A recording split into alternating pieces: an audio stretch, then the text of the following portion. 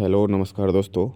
मैं Surendra Chaudhary Priyanka Singh Tomar YouTube channel पे आपका एक बार फिर स्वागत करता हूं। तो दोस्तों, हमने सेवेंथ एट्थ और नाइन्थ तीन बुक्स कंप्लीट कर ली हैं। आज से हम 10वीं क्लास की ज्योग्राफी स्टार्ट करेंगे, जिसका पहला टॉपिक है संसाधन एवं विकास। आइए स्टार्ट करते हैं। क्या आप उन वस्तुओं का नाम बता सकते हैं जो हमारे गांव और शहरों में हमारे जीवन को आराम पहुंचाते हैं? ऐसी वस्तुओं की एक सूची तैयार करें और इनको बनाने में प्रयोग होने वाले पदार्थों का नाम बताएं। हमारे पर्यावरण में उपलब्ध प्रत्येक वस्तु जो हमारी आवश्यकताओं को पूरा करने में प्रयुक्त की जा सकती है और जिसको बनाने के लिए प्रौद्योगिकी उपलब्ध है, जो आर्थिक रूप से संभाव्य और सांस्कृतिक रूप से मान्य है, एक संसाधन है। हमारे पर्यावरण में उपलब्ध वस्तुओं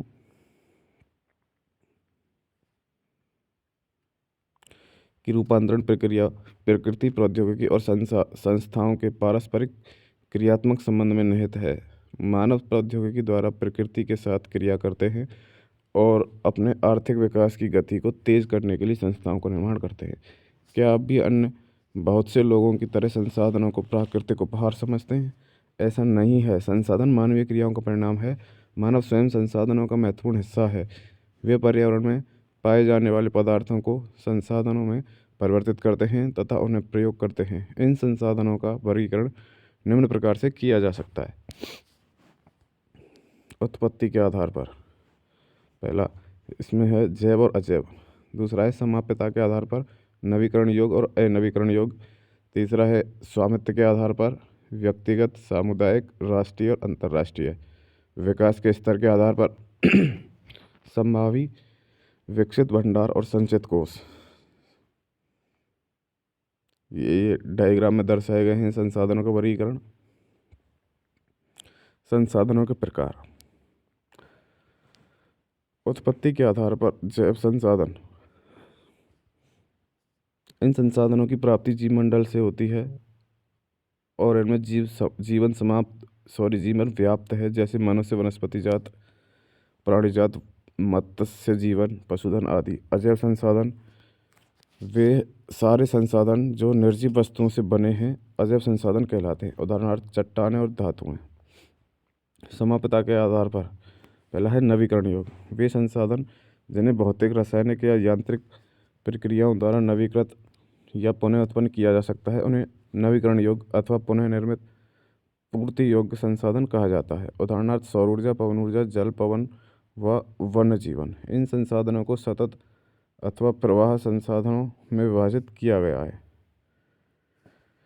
अनवीकरण योग्य संसाधन। इन संसाधनों का विकास एक लंबे भूवैज्ञानिक अंतराल में होता है।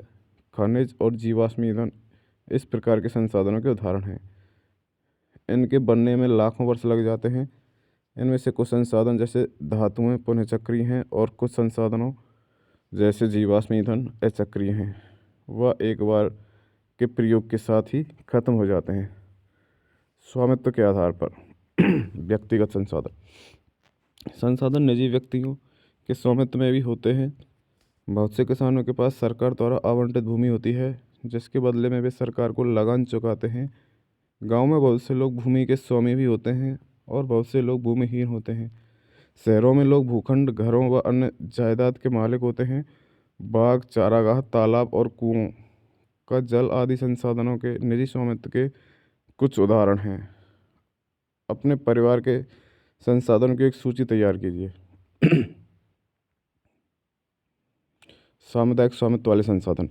ये संसाधन समुदाय के सभी सदस्यों को उपलब्ध होते हैं। गांव की समलात भूमि, चारण भूमि, शमशान भूमि, तालाब इत्यादि, और नगरीय क्षेत्रों के सार्वजनिक पार्क, पिकनिक स्थल और खेल के मैदान वहाँ रहने वाले सभी लोगों के लिए उपलब्ध है। राष्ट्रीय संसाधन। तकनीकी तौर पर देश में पाए जाने वाले सारे संसाधन राष्ट्रीय हैं। देश की सरकार को कानूनी अधिकार है कि वह व्यक्तिगत संसाधनों को भी आम जनता के हित में अधिग्रहित कर सकती है। आपने देखा होगा कि सड़कें, नहरें और रेल लाइनें व्यक्तिगत स्वामित्व वाले खेतों में बनी हुई हैं। शहरी विकास प्राधिकरणों को सरकार ने भूमि अधिग्रहण का अधिकार दिया हुआ है। सारे खनिज पदार्थ, जल संसाधन, वन, वन्यजीव, राजनीतिक सीमाओं के अंदर सारी भूमि और 12 समुद्री मील यानी कि 22.2 किलोमीटर तक महासागरीय क्षेत्र भूभागीय समुद्र व इसमें पाए जाने वाले संसाधन राष्ट्र की संपदा हैं।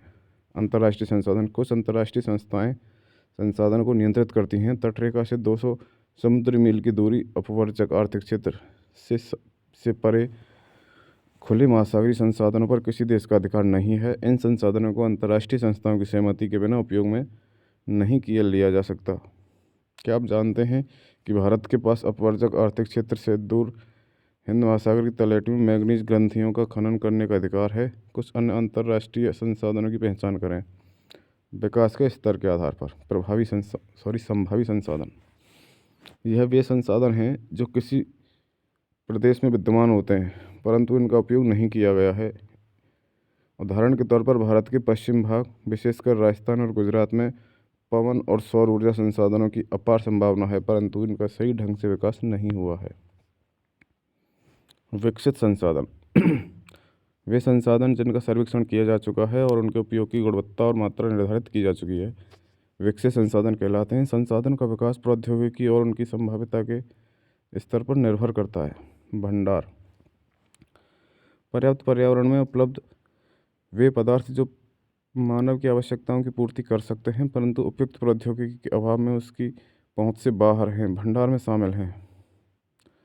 उदाहरण के लिए जल दो गैसों हाइड्रोजन और ऑक्सीजन का यौगिक है। हाइड्रोजन ऊर्जा का मुख्य स्रोत बन सकता है परंतु इस उद्देश्य से इसका प्रयोग करने के लिए हमारे पास उन्नत तकनीकी ज्ञान नहीं है। संचित कोष। यह संसाधन भंडार का ही हिस्सा है। उन्हें उपलब्ध तकनीकी ज्ञान की सहायता से प्रयोग में लाया जा सकता है परंतु इनका उपयोग अभी आरंभ नहीं हुआ है। इनका उपयोग भविष्य में आवश्यकता पूर्ति के लिए किया जा सकता है। नदियों के जल को विद्युत पैदा करने में प्रयुक्त किया जा सकता है परंतु वर्तमान समय में इसका उपयोग सीमित पैमाने पर ही हो रहा है। इस प्रकार बांधों में जल, वन आदि संचित कोष हैं जिनका उपयोग भविष्य में किया जा सकता है। संसाधनों का विकास। संसाधन जिस प्रकार मनुष्य के जीवन यापन के लिए अति आवश्यक हैं उसी प्रकार जीवन की गुणवत्ता बनाए रखने के लिए भी महत्वपूर्ण हैं। ऐसा विश्वास किया जाता है कि संसाधन प्रकृति की देन है, परिणाम स्वरूप मानव ने इनका अंधाधुंध उपयोग किया है जिससे निम्नलिखित मुख्य समस्याएं पैदा हो गई हैं। कुछ व्यक्तियों के लालचवश संसाधनों का ह्रास हुआ है। संसाधन समाज के कुछ ही लोगों के हाथ में आ गए हैं जिससे समाज दो हिस्से, संसाधन संपन्न एवं संसाधन विहीन अर्थात अमीर और गरीब में बंट गया। संसाधनों के अंधाधुंध शोषण से वैश्विक परिस्थितिकी संकट पैदा हो गया है जैसे भूमंडलीय तापन, ओजोन परत अवक्षय, पर्यावरण प्रदूषण और भूमि निम्नीकरण आदि। मानव जीवन की गुणवत्ता और विश्व शांति बनाए रखने के लिए संसाधनों का समाज में न्याय संगत बंटवारा आवश्यक हो गया है। यदि कुछ ही व्यक्तियों तथा देश द्वारा संसाधनों का वर्तमान दोहन जारी रहता है तो हमारी पृथ्वी का भविष्य खतरे में पड़ सकता है। इसलिए हर तरह के जीवन का अस्तित्व बनाए रखने के लिए संसाधनों के उपयोग की योजना बनाना अति आवश्यक है।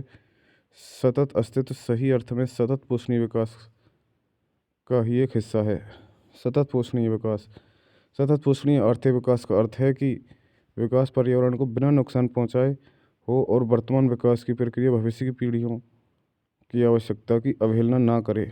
रियो डी जेनेरो पृथ्वी सम्मेलन 1992।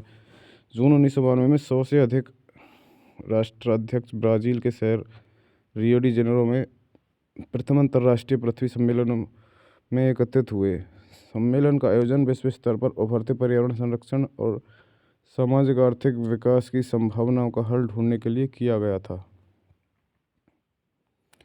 इस सम्मेलन में एकत्रित नेताओं ने भूमंडलीय जलवायु परिवर्तन और जैविक विविधता पर एक घोषणा पत्र हस्ताक्षर किया। रियो सम्मेलन में भूमंडलीय वन सिद्धांतों पर सहमति जताई और 21वीं सदी में सतत पोषणीय विकास के लिए एजेंडा 21 को स्वीकृत किया प्रदान की गई।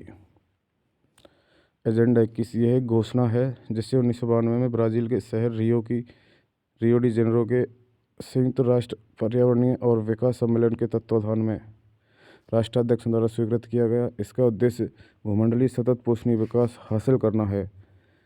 यह एक कार्यसूची है। इसका उद्देश्य समान हितों, पारस्परिक आवश्यकताओं एवं सम्मिलित जिम्मेदारियों के अनुसार विश्व सहयोग के द्वारा पर्यावरणीय क्षति, गरीबी और रोगों से निपटना है। एजेंडा 21 का मुख्य उद्देश्य यह है कि प्रत्येक स्थानीय निकाय, अपना स्थानीय एजेंडा 21 तैयार करे। संसाधन नियोजन। संसाधनों के विवेकपूर्ण उपयोग के लिए नियोजन एक सर्वमान्य रणनीति है। इसलिए भारत जैसे देश में जहां संसाधनों की उपलब्धता में बहुत अधिक विविधता है, यह और भी महत्वपूर्ण है। यहाँ ऐसे प्रदेश भी हैं जहाँ एक तरह के संसाधनों की प्रचुरता है परंतु दूसरे तरह के संसाधनों की कमी है। कुछ ऐसे प्रदेश भी हैं जो संसाधनों की उपलब्धता के संदर्भ में आत्मनिर्भर हैं और कुछ ऐसे भी प्रदेश हैं जहाँ महत्वपूर्ण संसाधनों की अत्यधिक कमी है। उदाहरणार्थ झारखंड, मध्य प्रदेश और छत्तीसगढ़ आदि प्रांतों में खनिजों और कोयले के प्रचुर भंडार हैं। अरुणाचल प्रदेश में जल संसाधन प्रचुर मात्रा में पाए जाते हैं परंतु मूल विकास की कमी है। राजस्थान में पवन और सौर ऊर्जा संसाधन की बहुतायत है लेकिन जल संसाधनों की कमी है। लद्दाख का शीत मरुस्थल देश के अन्य भागों में अलग अलग पड़ता है। यह प्रदेश सांस्कृतिक विरासत का धनी है परंतु यहाँ जल आधारभूत अवसंरचना तथा कुछ महत्वपूर्ण खनिजों की कमी है। इसलिए राष्ट्रीय, प्रांतीय, प्रादेशिक और स्थानीय स्तर पर संतुलित संसाधन नियोजन की आवश्यकता है।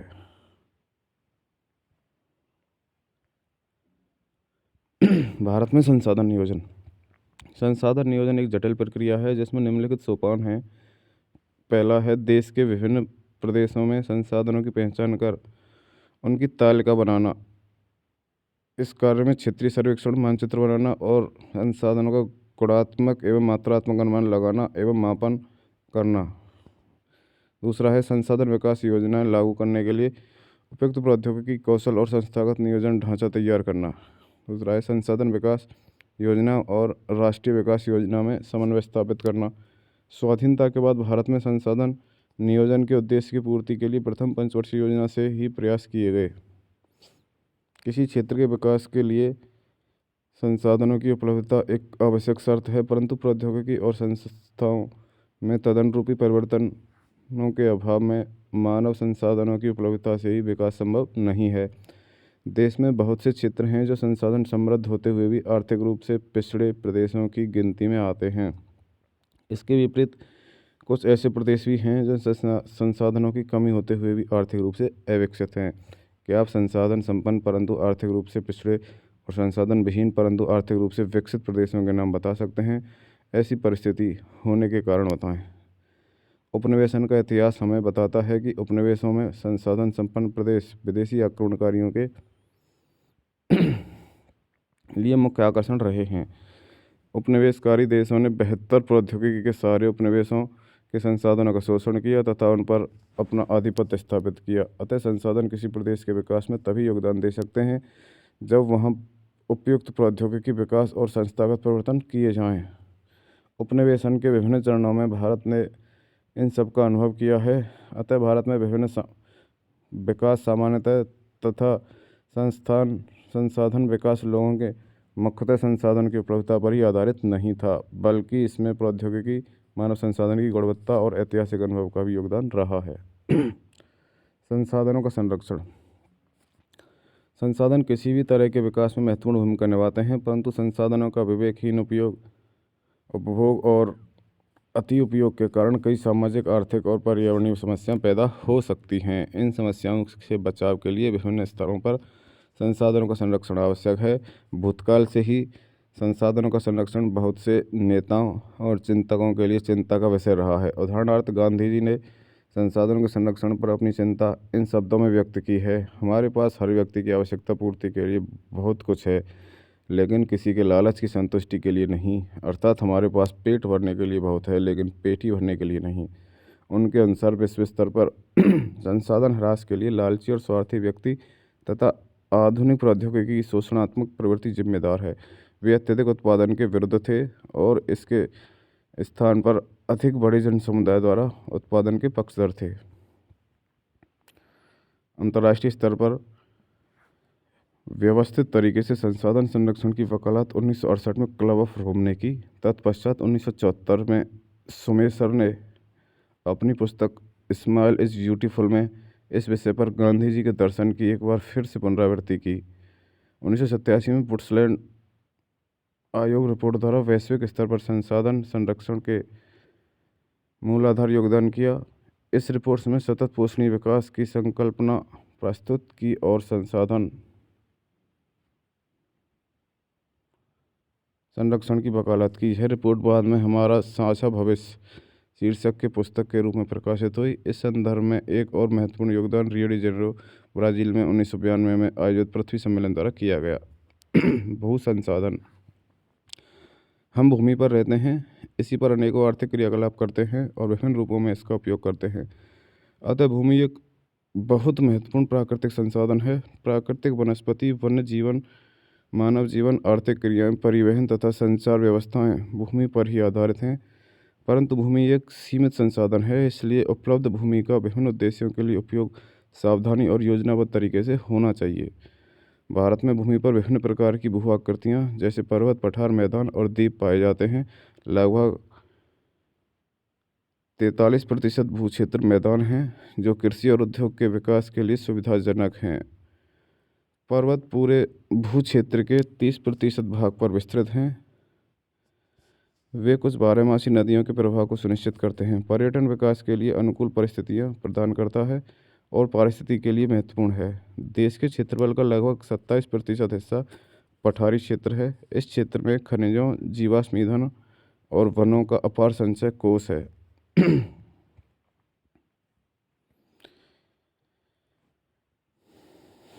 ये डायरेक्ट और of economics and statistics ministry of agriculture 2017 के आंकड़े हैं, जो कि संसाधनों के उपयोग को दर्शाते हैं। भूमि उपयोग। भू संसाधन का उपयोग निम्नलिखित उद्देश्यों से किया जाता है। वन, कृषि के लिए उपलब्ध भूमि, बंजर तथा कृषि अयोग्य भूमि, गैर कृषि प्रयोजनों में लगाई गई भूमि जैसे इमारतें, सड़क, उद्योग इत्यादि। प्रति भूमि में अतिरिक्त अन्य किसी अयोग्य भूमि, और इसमें है पहला है अस्थायी चारागाहों तथा अन्य गोचर भूमि। दूसरा है विविध वृक्षों, वृक्ष फसलों तथा उप वनों के अधीन भूमि जो शुद्ध बोए गए क्षेत्र में शामिल नहीं है। तीसरा है कृषि योग्य बंजर भूमि, जहां 5 से अधिक वर्षों से खेती ना की गई हो। फिर है प्रति भूमि, वर्तमान प्रति, जहां एक कृषि वर्ष या उससे कम समय में खेती ना की गई हो।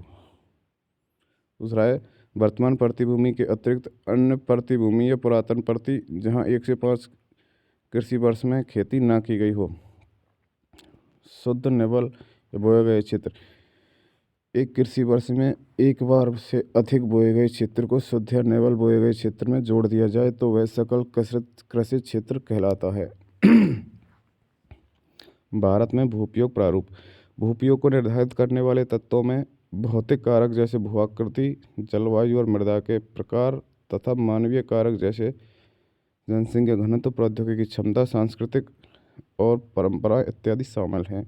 भारत का कुल भौगोलिक क्षेत्रफल 32.8 लाख वर्ग किलोमीटर है, परंतु इसके 93% भाग के ही भू उपयोगों आंकड़े उपलब्ध हैं, क्योंकि पूर्वोत्तर प्रांतों में असम को छोड़कर अन्य प्रांतों के सूचित क्षेत्र के बारे में जानकारी उपलब्ध नहीं है। इसके अलावा जम्मू और कश्मीर में पाकिस्तान और चीन अधिकृत क्षेत्रों के भूमि उपयोग का सर्वेक्षण भी नहीं हुआ है। स्थायी चारागाहों के अंतर्गत भी भूमि कम हुई है। पशुधन की इतनी बड़ी संख्या के लिए चारा उपलब्ध कराने में कैसे समर्थ होंगे और इसके क्या परिणाम होंगे। वर्तमान प्रतिभूमि के अतिरिक्त अन्य प्रतिभूमि अनुपजाऊ है और इन पर फसलें उगाने के लिए कृषि लागत बहुत ज़्यादा है। अतः इस भूमि में 2 या 3 वर्षों में इनको 1 या 2 बार बोया जाता है, और यदि इसे शुद्ध बोए गए क्षेत्र में शामिल कर लिया जाता है तब भी भारत के कुल सूचित क्षेत्र के लगभग 54% हिस्से पर ही खेती हो सकती है। शुद्ध बोए गए क्षेत्र का प्रतिशत भी विभिन्न राज्यों में भिन्न भिन्न है। पंजाब और हरियाणा में 80% भूमि पर खेती होती है, परंतु अरुणाचल प्रदेश, मिजोरम, मणिपुर और अंडमान निकोबार द्वीप समूह में 10% से भी कम क्षेत्र बोया जाता है। इन राज्यों में शुद्ध बोए गए क्षेत्र में के कुछ कम अनुपात के लिए उत्तरदायी चरणों को ज्ञात कीजिए। हमारे देश में राष्ट्रीय वन नीति 1952 द्वारा निर्धारित वनों के अंतर्गत 33% भौगोलिक क्षेत्र वांछित है, जिसकी तुलना में वन के अंतर्गत क्षेत्र काफ़ी कम है। वन नीति द्वारा निर्धारित यह सीमा पारिस्थितिकी संतुलन बनाए रखने के लिए आवश्यक है। वन क्षेत्रों के आसपास रहने वाले लाखों लोगों की आजीविका इस पर निर्भर करती है। भू उपयोग का एक भाग बंजर भूमि और दूसरा गैर कृषि प्रयोजनों में लगाई गई भूमि कहलाता है। बंजर भूमि में पहाड़ी चट्टानें, सूखी और मरुस्थलीय भूमि शामिल है। गैर कृषि प्रयोजनों में लगाई भूमि में बस्तियां, सड़कें, रेल लाइन, उद्योग इत्यादि आते हैं। लंबे समय तक लगातार भूमि संरक्षण और प्रबंधन की अवहेलना करने एवं लगातार उपयोग के कारण भू संसाधनों का निम्नीकरण हो रहा है। इसके कारण समाज और पर्यावरण पर गंभीर आपदा आ सकती है। भूमि निम्नीकरण और संरक्षण उपाय। भूमि एक ऐसा संसाधन है जिसका उपयोग हमारे पूर्वज करते आए हैं तथा भावी पीढ़ी भी इसी भूमि का उपयोग करेगी। हम भोजन, मकान और कपड़े की अपनी मूल आवश्यकताओं का 95% भाग भूमि से प्राप्त करते हैं। मानव कार्यकलापों के कारण न केवल भूमि का निम्नीकरण हो रहा है, बल्कि भूमि को नुकसान पहुंचाने वाली प्राकृतिक ताकतों को भी बल मिला है। इस समय भारत में लगभग 13 करोड़ हेक्टेयर भूमि निम्नीकृत है। इसमें लगभग 28% भूमि निम्नीकृत वनों के अंतर्गत है, 56% क्षेत्र जल अपर्दित है और शेष क्षेत्र लवणीय और क्षारीय है। कुछ मानव क्रियाओं जैसे वनोन्मूलन, अति पशुचारण, खनन ने भी भूमि के निम्नीकरण में मुख्य भूमिका निभाई है। खनन के उपरांत खदानों वाले स्थानों को गहरी खाइयों और मलबे के साथ खुला छोड़ दिया जाता है। खनन के कारण झारखंड, छत्तीसगढ़, मध्य प्रदेश और उड़ीसा जैसे राज्यों में वनोन्मूलन भूमि निम्नीकरण का कारण बना है। गुजरात, राजस्थान, मध्य प्रदेश और महाराष्ट्र में अति पशुचारण भूमि निम्नीकरण का मुख्य कारण है। पंजाब, हरियाणा और पश्चिम बंगाल, पश्चिमी उत्तर प्रदेश जैसे राज्यों में अधिक सिंचाई भूमि निम्नीकरण के लिए उत्तरदायी है। अति सिंचन से उत्पन्न जलाक्रांता भी भूमि निम्नीकरण के लिए उत्तरदायी है। इससे मृदा में लवणीयता और क्षारीयता बढ़ जाती है। खनिज प्रक्रियाएं जैसे सीमेंट उद्योग में चूना पत्थर को पीसना और मृदावर्तन उद्योग में चूने और सेल खड़ी के प्रयोग के से बहुत अधिक मात्रा में वायुमंडल में धूल विसर्जित होती है। जब इसकी परत भूमि पर जम जाती है तो मृदा की जल सोखने की प्रक्रिया अवरुद्ध हो जाती है। पिछले कुछ वर्षों से देश के विभिन्न भागों में औद्योगिक जल विकास के से बाहर आने वाला अपशिष्ट पदार्थ भूमि और जल प्रदूषण का मुख्य स्रोत है। भूमि निम्नीकरण की समस्याओं को सुलझाने के लिए कई तरीके हैं। वनारोपण और चारागाहों का उचित प्रबंधन इसमें कुछ हद तक मदद कर सकते हैं। पेड़ों की रक्षक मेखला, पशुचारण नियंत्रण और रेतीले टीलों को कांटेदार झाड़ियाँ लगाकर स्थिर बनाने की प्रक्रिया से भी भूमि कटाव की रोकथाम शुष्क क्षेत्रों में की जा सकती है। बंजर भूमि के उचित प्रबंधन, खनन नियंत्रण और औद्योगिक जल को परिष्करण के पश्चात विसर्जित करके जल और भूमि प्रदूषण को कम किया जा सकता है। मृदा संसाधन। मिट्टी अथवा मृदा सबसे महत्वपूर्ण नवीकरण योग्य प्राकृतिक संसाधन है। यह पौधों के विकास का माध्यम है जो पृथ्वी पर विभिन्न प्रकार के जीवों का पोषण करती है। मृदा एक जीवंत तंत्र है। कुछ सेंटीमीटर गहरी मृदा बनने में ये कुछ मृदा की परतें दिखाई हुई हैं। कुछ सेंटीमीटर गहरी मृदा बनने में लाखों वर्ष लग जाते हैं। मृदा बनने की प्रक्रिया में उच्चावच, जनक सेल अथवा संस्तर सेल, जलवायु, वनस्पति और अन्य जैव पदार्थ और समय मुख्य कारक हैं। प्रकृति के अनेकों तत्व जैसे तापमान परिवर्तन, बहते जल की प्रक्रिया, पवन, हिमनदी और अपघटन क्रियाएं आदि मृदा बनने की प्रक्रिया में योगदान देती हैं। मृदा में होने वाले रासायनिक और जैविक परिवर्तन भी महत्वपूर्ण हैं।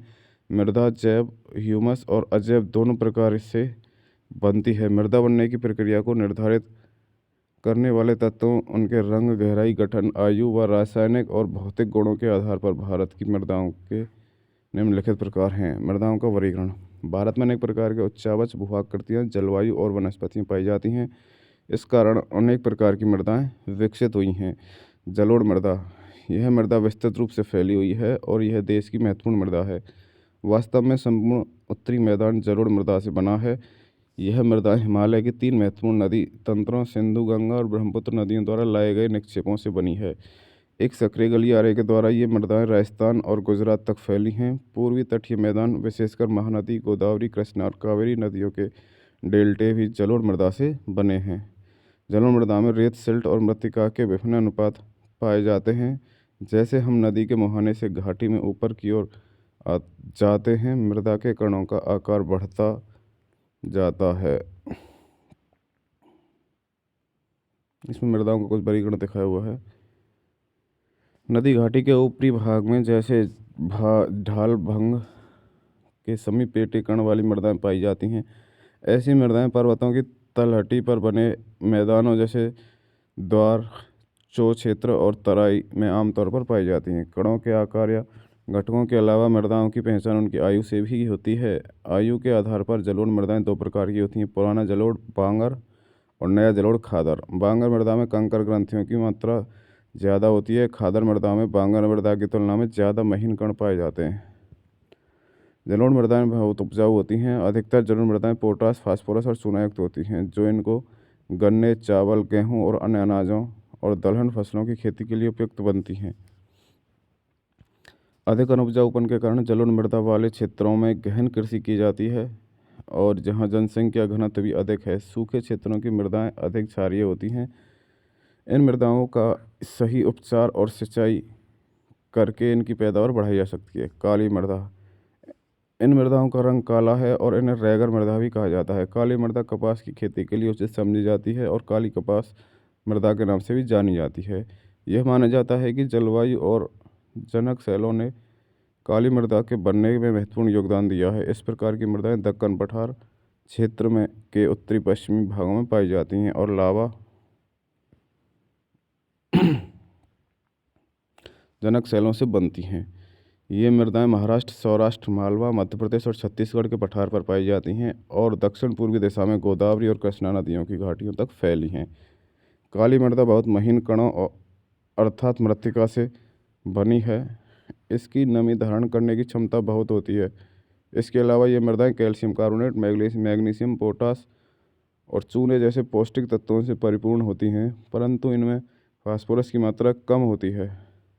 गर्म और शुष्क मौसम में इन मृदाओं में गहरी दरारें पड़ जाती हैं, जिससे इनमें अच्छी तरह वायु मिश्रण हो जाता है।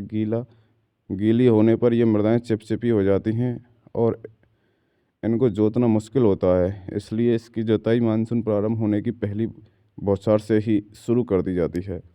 लाल और पीली मृदा, लाल मृदा दक्कन पठार के पूर्वी और दक्षिणी हिस्सों में रवेदार आग्नेय चट्टानों पर कम वर्षा वाले क्षेत्रों में विकसित हुई हैं। लाल और पीली मृदाएं उड़ीसा, छत्तीसगढ़, मध्य गंगा मैदान के दक्षिणी छोर पर और पश्चिमी घाट में पहाड़ी पद पर पाई जाती हैं। इन मृदाओं का लाल रंग रवेदार आग्नेय और रूपांतरित चट्टानों में लौह धातु के प्रसार के कारण होता है। इनका पीला रंग इनमें जल योजन के कारण होता है। लैटेराइट, लैटेराइट शब्द ग्रीक भाषा के शब्द लेटर से लिया है, जिसका अर्थ है ईंट। लैटेराइट मृदा का निर्माण उष्णकटिबंधीय तथा उपोष्णकटिबंधीय जलवायु क्षेत्रों में आर्द्र तथा शुष्क ऋतुओं के एक के बाद एक आने के कारण होता है। यह भारी वर्षा से अत्यधिक निक्षालन का परिणाम है। लैटेराइट मृदा अधिकतर गहरी तथा अम्लीय होती है। इसमें सामान्यतः पौधों के पोषक तत्वों की कमी होती है। यह अधिकतर दक्षिणी राज्यों, महाराष्ट्र के पश्चिमी घाट क्षेत्रों, उड़ीसा, पश्चिम बंगाल के कुछ भागों तथा उत्तरी पूर्वी प्रदेशों में पाई जाती है। जहाँ इस मिट्टी में पर्णपाती और सदाबहार वन मिलते हैं, वहाँ इसमें ह्यूमस पर्याप्त रूप में पाया जाता है, लेकिन विरल वनस्पति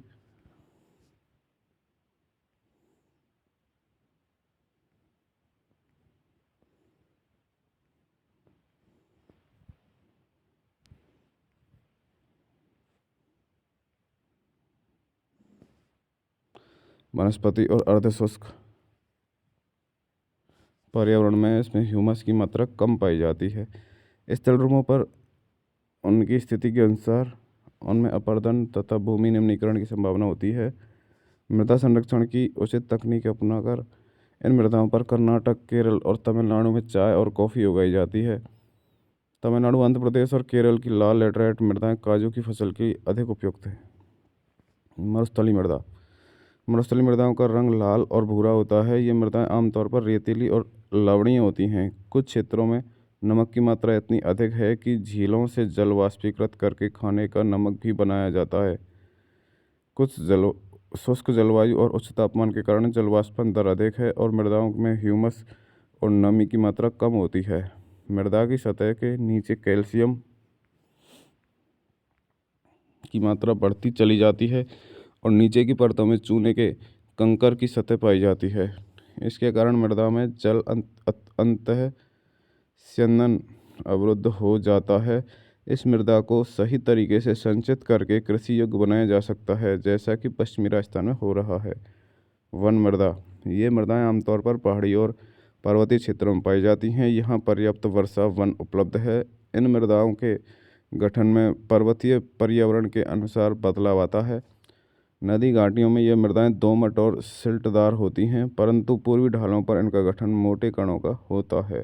हिमालय के हिमाच्छादित क्षेत्रों में इन मृदाओं का बहुत अपर्दन होता है और ये अतिसिलिक तथा ह्यूमस रहित होती हैं। नदी घाटियों के निचले क्षेत्रों, विशेषकर नदी सोपान और जलोढ़ पंखों आदि में ये मृदाएं उपजाऊ होती हैं। मृदा अपर्दन और संरक्षण, मृदा के कटाव और उसके बहाव की प्रक्रिया को मृदा अपर्दन कहा जाता है।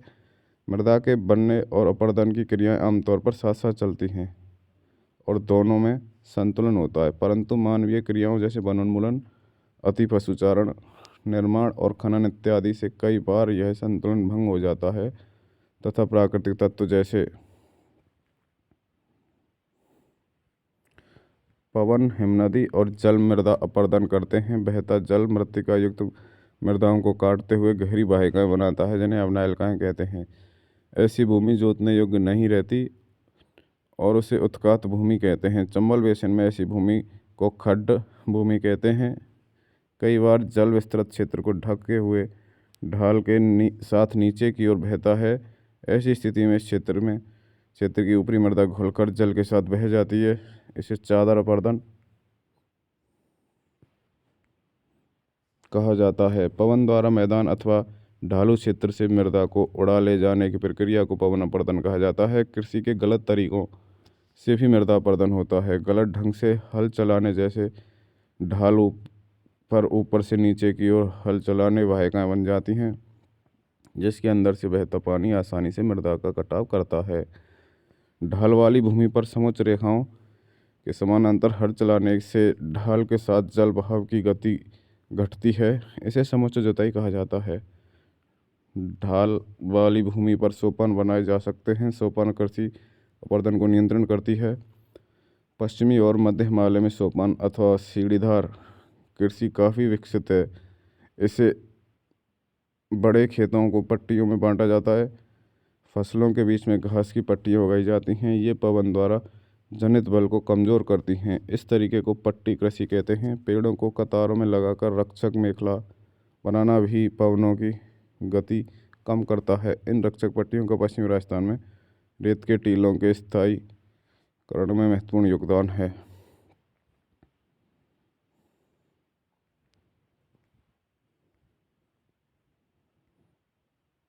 तो ये था दोस्तों आपका 10th क्लास का पहला टॉपिक।